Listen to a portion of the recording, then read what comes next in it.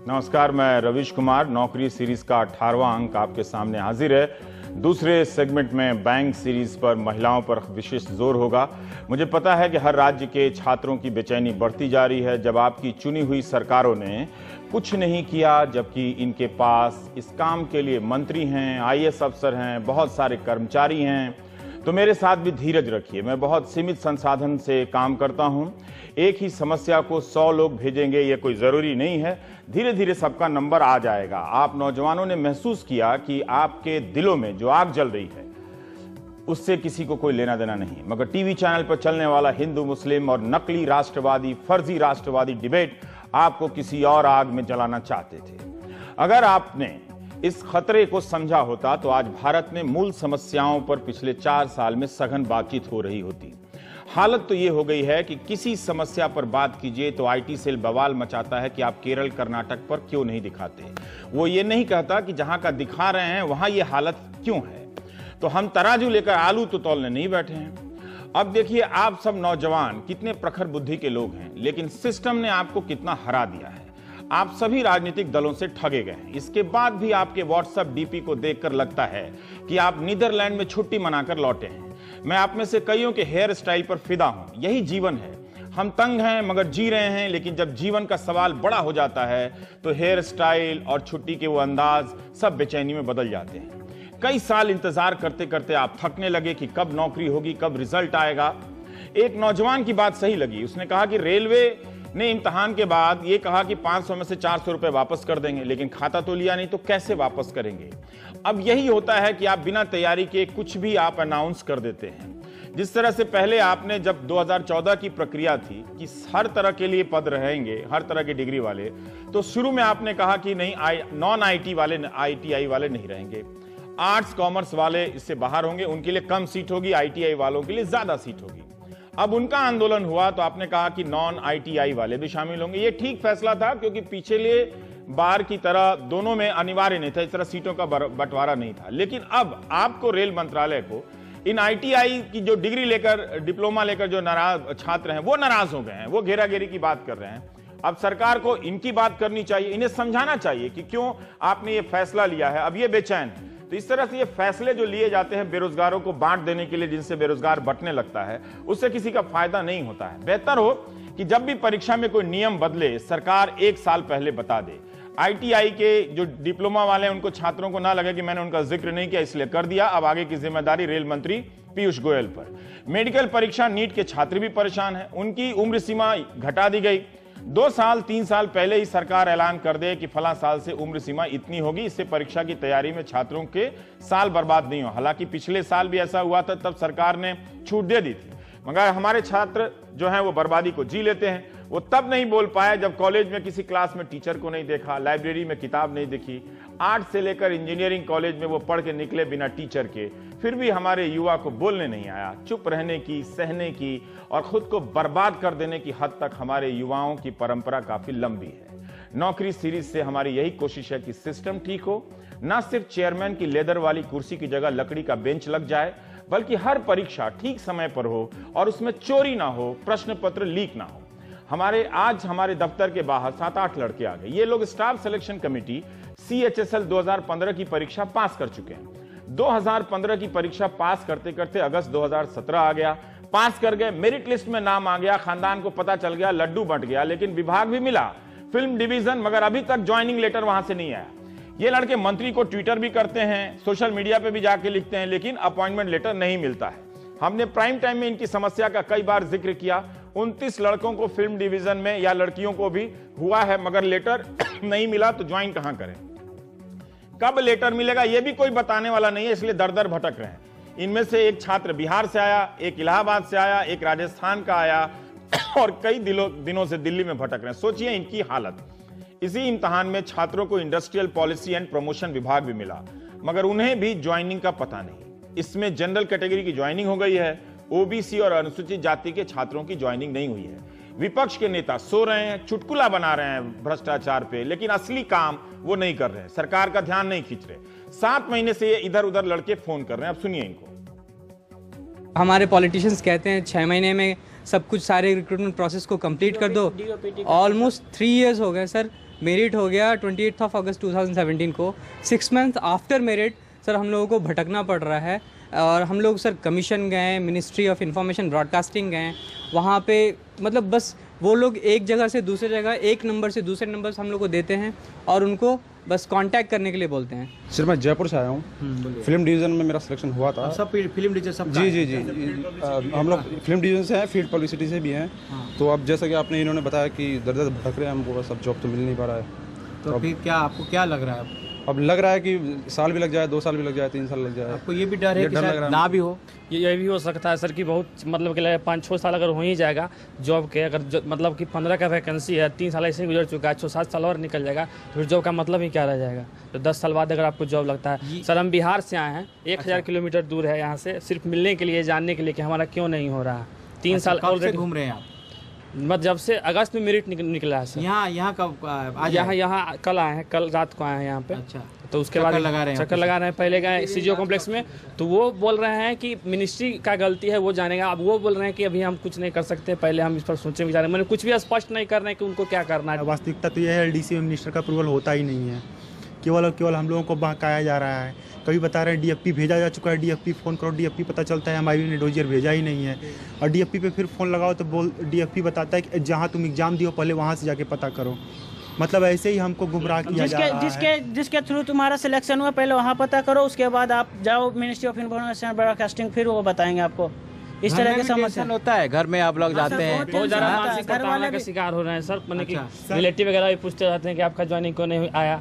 अब बहुत सारे लोगों का ज्वाइनिंग हो चुका है, सब सैलरी भी उठा रहे हैं। हम लोग गए थे मिनिस्ट्री ऑफ इंफॉर्मेशन ब्रॉडकास्टिंग में कि मिलेंगे, जाकर उनसे अपना बात रखेंगे, लेकिन वो कहे कि आप लेटर लिख के दे दीजिए, आपसे भी मिल नहीं सकते हैं। यहाँ तक कि पीए स्मृति मैम डिजिटल इंडिया की बात करती हैं, हमारे मिनिस्टर डिजिटल इंडिया की बात करती है। हम लोगों ने हज़ारों ट्वीट्स किए हैं, हज़ारों मेल्स किए हैं, हज़ारों ग्रीवेंसेस डाले हैं, लेकिन एक भी सिंगल रिप्लाई नहीं आया है। कोई रिस्पॉन्स नहीं, एक सिंगल रिप्लाई नहीं आया सर। मत कीजिए, आपका सर इतने सारे ईमेल्स और मैसेज टेक्स्ट करते हैं सर, उसके बाद भी उनका कोई रिस्पॉन्स नहीं आता है। तो हम लोग करें क्या? किसके पास अपनी बात रखें? तो सर आप लोग के पास आए हम लोग। एसएससी की मौजूदा परीक्षा चल रही है, उसमें भी कई छात्रों ने शिकायत की, हमें संदेश भेजे हैं कि उनके सेंटर पर नकल हो रही है। हम अपने स्तर पर साबित नहीं कर सकते, इतने लोग नहीं हैं, संसाधन नहीं है, मगर इतनी जगहों से छात्र रोते पड़ते शिकायत कर रहे हैं, तो कैसे ये बात आसानी से कह दें कि वो सही नहीं बोल रहे हैं? वैसे भी मेरा शो जन सुनवाई का शो है, मैं अफसरों के चक्कर लगाने और नो कमेंट की प्रतिक्रिया लेने की नौटंकी में टाइम बर्बाद नहीं करता। एक तरह से सरकार और आवाम को यह फीडबैक है जो हमारे शो के जरिए जा रहा है। कुछ गलती होगी तो बाकायदा अगले एपिसोड में सुधार कर लेंगे। ये तस्वीर देखिए, ये बिहार कर्मचारी चयन आयोग का दफ्तर है, यहाँ पर छात्र धरना दे रहे हैं। अब बताइए, द्वितीय स्नातक स्तरीय परीक्षा 2014 की, 2014 याद रखिएगा, फरवरी 2018 खत्म होने को है, रिजल्ट का आता पता नहीं। जबकि पीटी की परीक्षा हो चुकी है, मेंस की परीक्षा हो चुकी है, दारोगा दौड़ हो चुकी है, इंटरव्यू भी हो चुका है, फिर भी रैंकिंग और रिजल्ट नहीं आया है काउंसलिंग का। ये लोग प्रदर्शन करने पहुंचे तो वहां एक नोटिस लगा दिया गया कि धरना प्रदर्शन हेतु सरकार द्वारा निर्धारित स्थल का उपयोग करें। आयोग कार्यालय के समक्ष धरना प्रदर्शन दंडनीय अपराध है। बताइए, ये नोटिस है, इसका उल्लंघन करने पर आपके विरुद्ध दंडात्मक कार्रवाई के साथ साथ आपका अभ्यर्थित्व रद्द किया जा सकता। भयंकर हिंदी, कैंडिडेचर की हिंदी हुई अभ्यर्थित्व।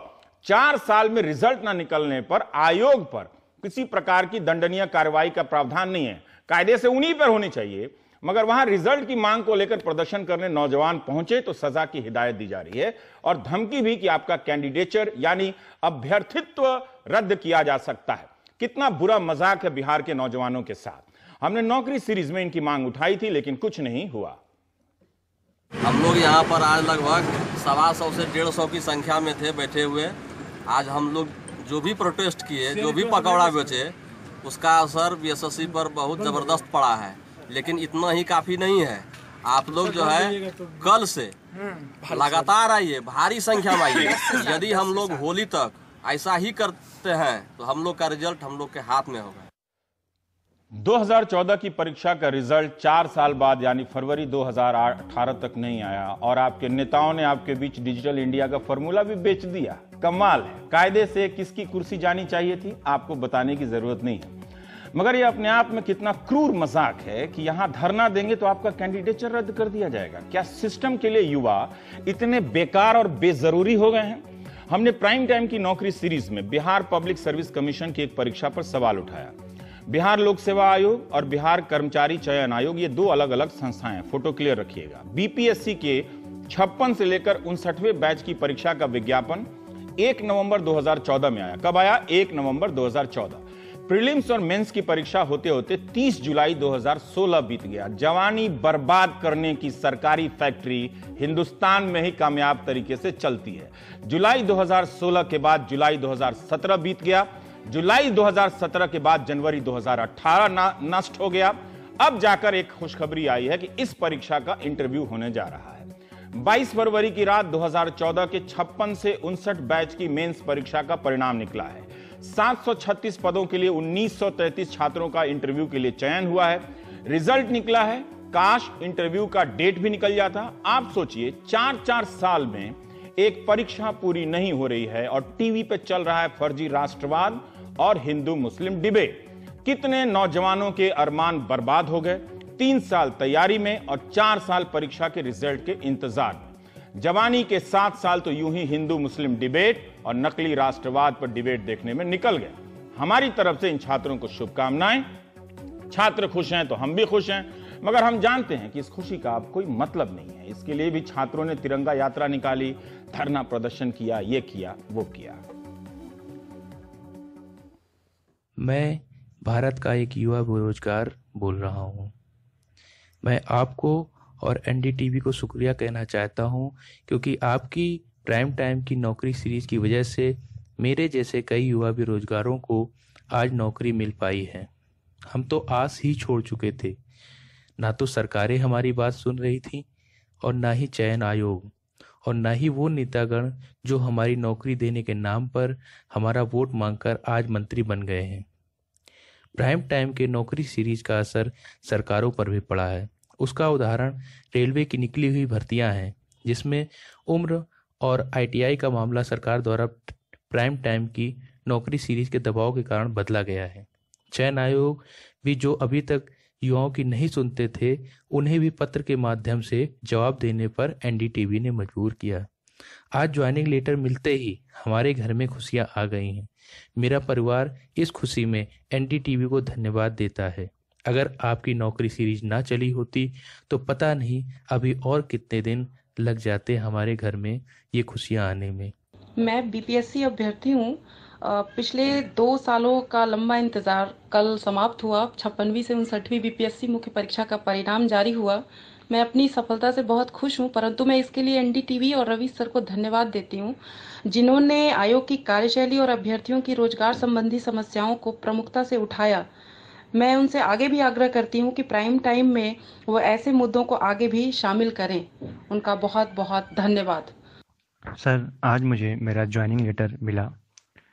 सर, मैं तहे दिल से आपका शुक्रिया अदा करना चाहता हूँ, जिस आपके एनडीटीवी पर चलने वाले प्राइम टाइम शो पर जो नौकरी सीरीज चल रही है, इस वजह से 3 साल से अटका हुआ काम 1 महीने के अंदर अंदर पूरा हो गया। सर, मैं एक बार फिर से आपको और आपके पूरे टीम को मैं शुक्रिया अदा करना चाहता हूँ और यह भी शपथ लेता हूँ कि कभी भी हिंदू मुस्लिम की राजनीति में न हिस्सा लूँगा और न ही करने दूंगा। जय हिंद। ये हुई बात। 2 महीने के अंदर इस हिंदू मुस्लिम राजनीतिक डिबेट को बंद करा देना है। ये हमारा संविधान भी कहता है कि हमें भाईचारे के साथ रहना, फ्रेटर्निटी, ब्रदरहुड। पटना के दफ्तर में कुछ छात्र हमारे सहयोगी मनीष कुमार से मिलने पहुंच गए। ये वो छात्र हैं जो अखिल भारतीय स्तर पर परीक्षा कराने वाली संस्था जो एसएससी है, स्टाफ सिलेक्शन कमीशन, इसके मल्टीटास्क स्टाफ टीयर 1 का इम्तहान दे चुके हैं। इनका कहना है कि टीयर 1 में 1,59,000 छात्र पास हुए। टीयर 2 के लिए 1,43,000 छात्र अपीयर हुए, इम्तहान दिए। इसका रिजल्ट आना था 31 मार्च 2018 को, मार्च अभी आया नहीं। लेकिन इसी बीच 21 फरवरी 2018 को एसएससी नॉर्थ रीजन पे एक सूचना आती है, रीजन पे, कि जो सफल हो गए हैं उनके दस्तावेजों का सत्यापन होगा, वेरिफिकेशन होगा। अब ये छात्र परेशान हैं कि दूसरी परीक्षा का रिजल्ट तो आया नहीं, ये सफल छात्र कैसे घोषित हो गए, ये छात्र कैसे सफल घोषित हो गए। हम उनकी बात यहां रख रहे हैं। मल्टीटास्क स्टाफ 4थी श्रेणी की नौकरी है। दिसंबर 2016 में इसकी अधिसूचना आई थी। ये फरवरी 2018 है जो अब बीतने जा रहा है। सुनिए इन्हें। एसएससी हाय हाय हाय हाय हाय, एसएससी हाय हाय हाय हाय,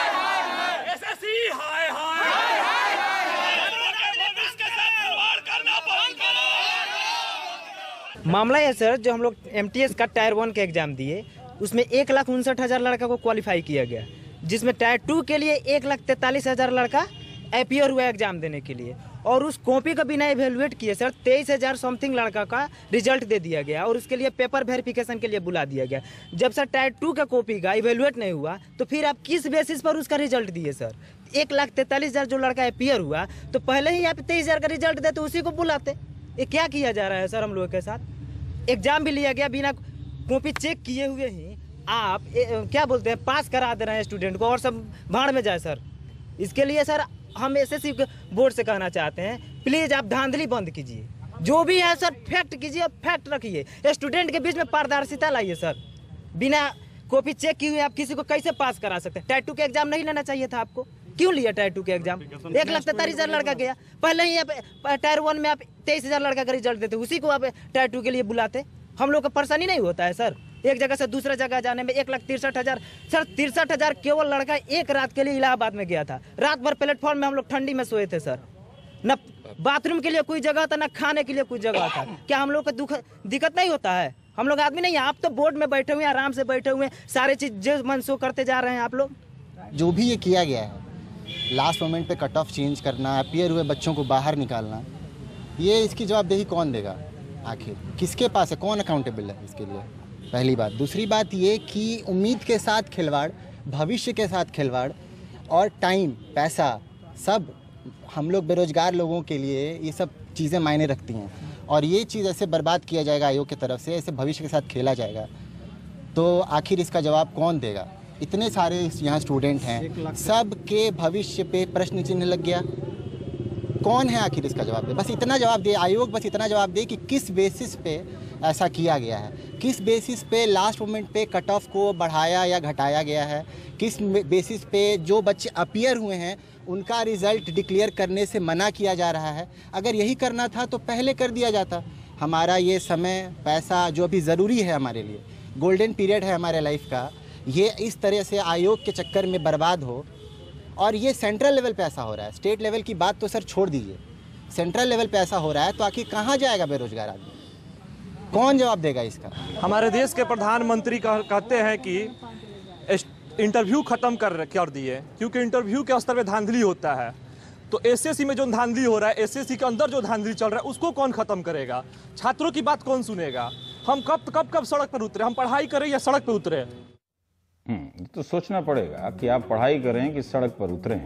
लेकिन इन सब के बीच में अगर आपके घरों में, ये बच्चे तो आपके घरों से आए हैं, कहीं से जंगल से तो आए नहीं हैं, लेकिन टेलीविजन पे आपके जरिए क्या पहुंचता है कि देश के सेनाध्यक्ष भी इस तरह का बयान दे देते हैं कि उसी हिंदू मुस्लिम दायरे में बहस होने लगती है।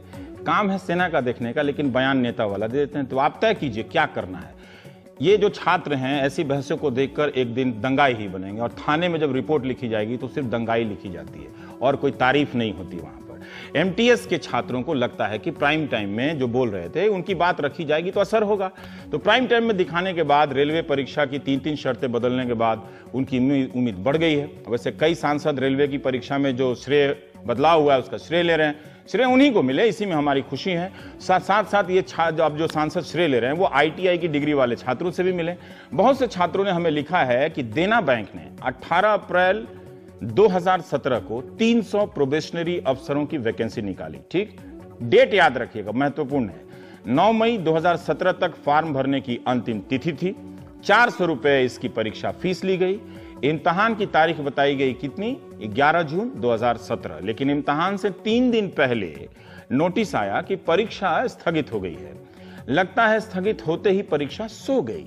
जून 2017 में होने वाली परीक्षा स्थगित होकर अभी तक उठी नहीं है। बहुत से छात्रों ने मैसेज किया है कि प्राइम टाइम की जन सुनवाई के जरिए सरकार को यह फीडबैक दिया जाए। बताइए, जिसने 400 रुपए दिए, तैयारी में अपनी जिंदगी के कई महीने दिए, उसे यह जानने का हक है कि नहीं कि परीक्षा कब होगी। सेंट्रल बैंक ऑफ इंडिया को फिर से याद दिला रहा हूं कि 700 से अधिक नौजवानों को ज्वाइनिंग लेटर कब मिलेगा, जबकि वे 1 साल से परीक्षा पास करके घर बैठे। इनमें PO हैं, इनमें क्लर्क हैं और एग्रीकल्चर कृषि अधिकारी भी हैं। अगर किसी को लगता है कि दिल्ली में होने वाली नौटंकियों से मेरा शो बदल जाएगा तो इस बार वो गलत है। कितनी भी बड़ी खबर होगी, मैं नौकरी सीरीज से और बैंक सीरीज से हटने वाला नहीं हूं। इसलिए अच्छा है कि संस्थाएं देश के इन नौजवानों के साथ नाइंसाफी बंद कर दें। ब्रेक के बाद बैंकिंग सेक्टर में महिलाओं के साथ क्या हो रहा है, हम उस पर बात करेंगे।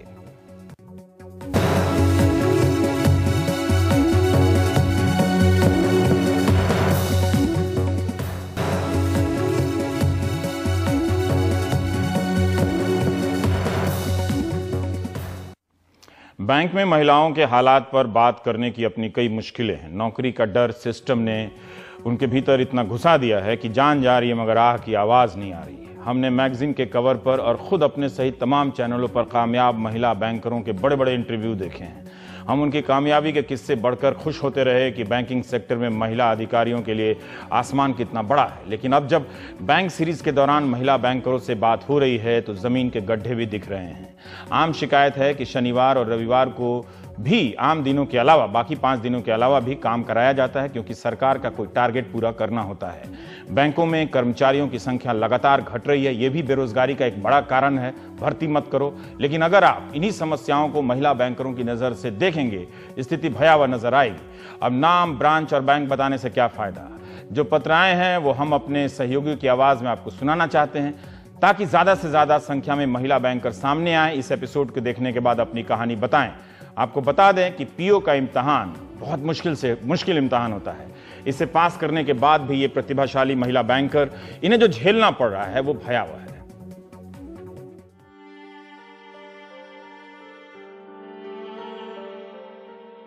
नमस्कार, मैं एक बैंक में मैनेजर हूं। आपको बताना चाहती हूं कि बैंक में एक लड़की के साथ क्या होता है।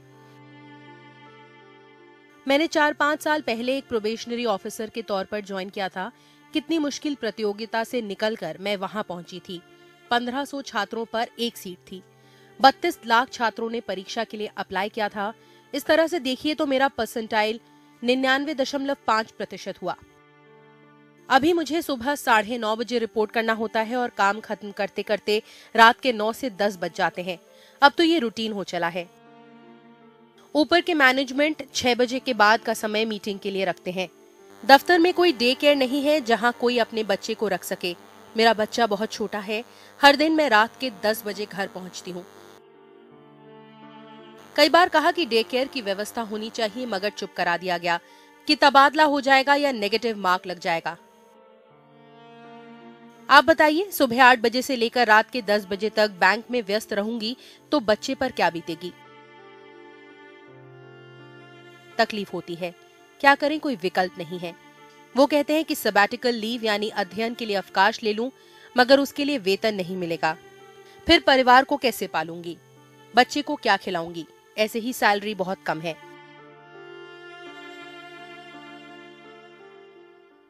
मजबूरी की आवाज़ बहुत जल्दी बदलाव की आवाज़ में बदल जाएगी। हमारी महिलाओं ने बड़ी बड़ी मुश्किलें पार की हैं, ये भी बहुत जल्दी पार करेंगी। ना बोलने की जो पाबंदियां हैं वो बहुत जल्द टूटने वाली हैं। देर रात तक काम करना, वसूली के लिए अंधेरे में अकेले जाना, लोन वसूली के लिए अंधेरे में अकेले भेजी जाती हैं। कई महिला बैंकरों ने अपना ये अनुभव साझा किया है। कई बार उनसे पैसे छीन लिए जाते हैं जिसकी भरपाई उन्हीं को अपनी सैलरी से करनी पड़ती है। सबसे बड़ा डर है तबादले का। पति कहीं काम कर रहा है, पत्नी को 400,000 किलोमीटर दूर भेज दिया है। मिलने के लिए पत्नी शनिवार को, एक बैंकर के बारे में पता चला कि वो शनिवार की रात 10 बजे ट्रेन में सवार होती हैं, रविवार को पति के पास पहुंचती हैं, बच्चों से मिलती हैं और फिर रविवार की रात ट्रेन पकड़कर बैठ जाती हैं, सोमवार सुबह दफ्तर पहुंचती हैं। ये हालत, आप कल्पना कीजिए कि हम काम से तनाव हासिल कर रहे हैं या जीवन, जबकि वैसे हमारा भी जीवन वही 6 बजे से 12 बजे तक चलता है, लेकिन फिर भी कितना मुश्किल है इनका। जबकि 8 अगस्त 2014 को सभी बैंकों के नाम एक आदेश जारी हुआ था। हम उस आदेश को पढ़कर सुना रहे हैं। यह आदेश था कि वित्त सेवा विभाग की जानकारी में यह आया है कि सार्वजनिक क्षेत्र के बैंक की विवाहित या अविवाहित महिलाओं की अपने पति या अपने पेरेंट्स से दूर किसी जगह पर पदस्थापित करने से उनको बहुत मुश्किलों का सामना करना पड़ रहा है और इससे उनमें असुरक्षा का भी भाव आता है। इसको ध्यान में रखते हुए यह निर्णय लिया गया है कि जहां तक संभव हो विवाहित महिला कर्मचारी को उसके आग्रह पर उसी जगह पदस्थापित किया जाए जहां उसके पति पदस्थापित हैं, या पति को पत्नी की जगह पर जहां तक संभव हो अविवाहित महिला कर्मचारी का पदस्थापन उसके आग्रह पर वहां किया जाए जो उसके परिवार के नजदीक की जगह हो। सार्वजनिक क्षेत्रों के बैंकों को सुझाव दिया जाता है कि अपने बोर्ड की अनुमति से ऐसी नीति बनाएं जिसमें उपरोक्त का पालन और कार्यान्वयन हो। इस आलोक में विलंबित आग्रहों पर भी जो डिलेड एप्लीकेशन से विचार हो और इसकी पुष्टि की सूचना और नीति के लागू होने की सूचना विभाग को दी जाए। इसे वित्त सचिव की सेवा की अनुमति वित्त सचिव सेवा की अनुमति से जारी किया गया था।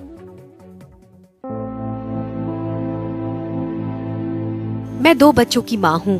मेरी पोस्टिंग घर से 200 किलोमीटर दूर कर दी गई है। मेरे माता पिता बुजुर्ग हैं। मैं उनकी अकेली बहू हूं। मैं 1 सप्ताह के बाद घर आती हूँ। कुछ समझ नहीं आता कि परिवार को कौन संभालेगा। 4 साल से मैं तबादले की गुजारिश कर रही हूँ, मगर कोई नहीं सुनता है। जबकि प्रधानमंत्री का आदेश है कि महिला स्टाफ को पोस्टिंग में सुविधा दी जाएगी। उन्हें पति या पिता के घर से दूर नहीं रखा जाएगा। वो सर्कुलर कहाँ है और लागू क्यों नहीं हो रहा है?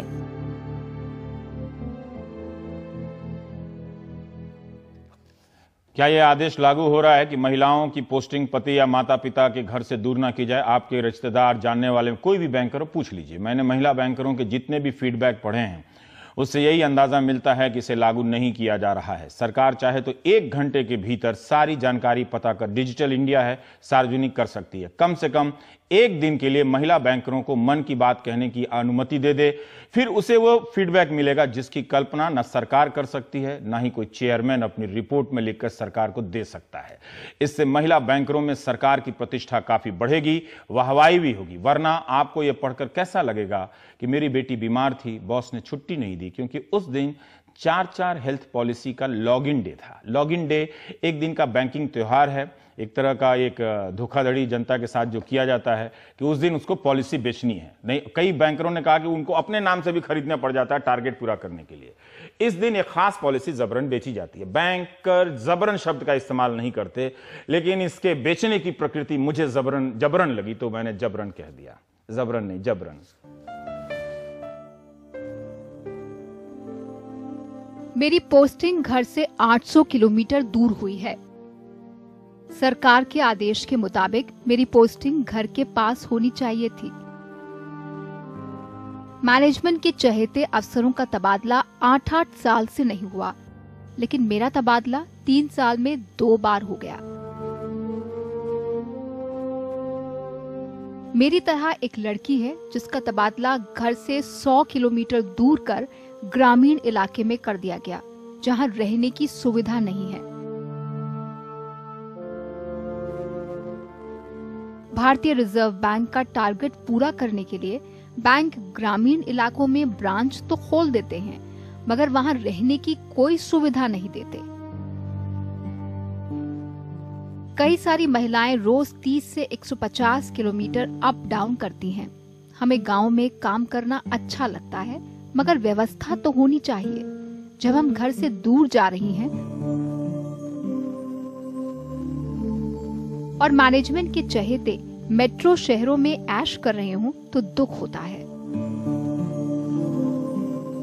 जो सामने आता है, बोलता है, उसे सस्पेंड कर दिया जाता है।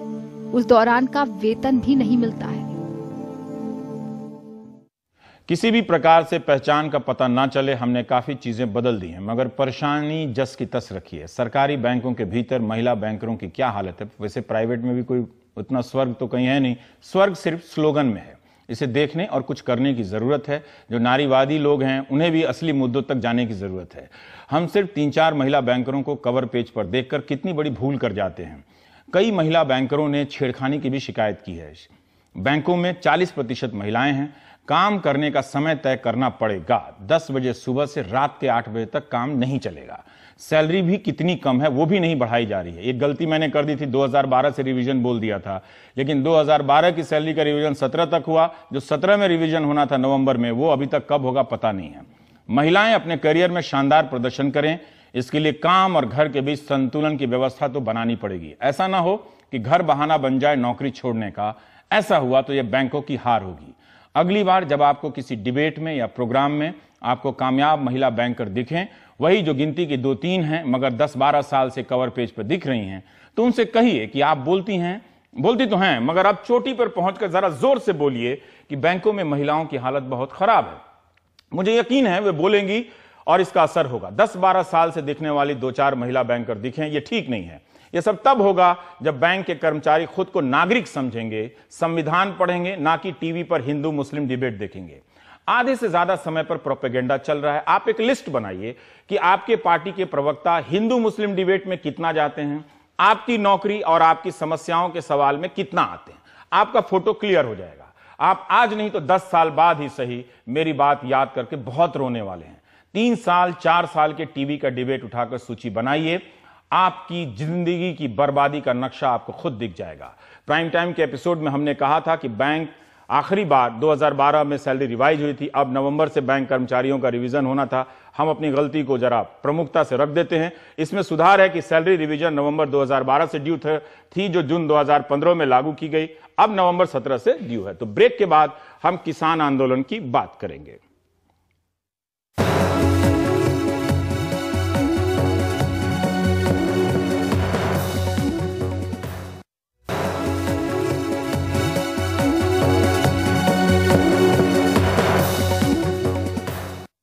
राजस्थान में किसानों का कर्जा माफी आंदोलन चल रहा है। उनकी और भी मांगे हैं, लेकिन पूरे राजस्थान के अगर आप अखबारों को देखें तो किसान आंदोलन की खबरों से समाचार पत्र भरे पड़े हैं। हमारी सहयोगी हर्षा कुमारी सिंह महिलाओं के बीच पहुंच गईं, जो किसान यात्रा में महत्वपूर्ण भूमिका निभा रही हैं। बड़ी संख्या में महिलाएं राष्ट्रीय राजमार्ग संख्या 11 पर सड़क पर बैठी।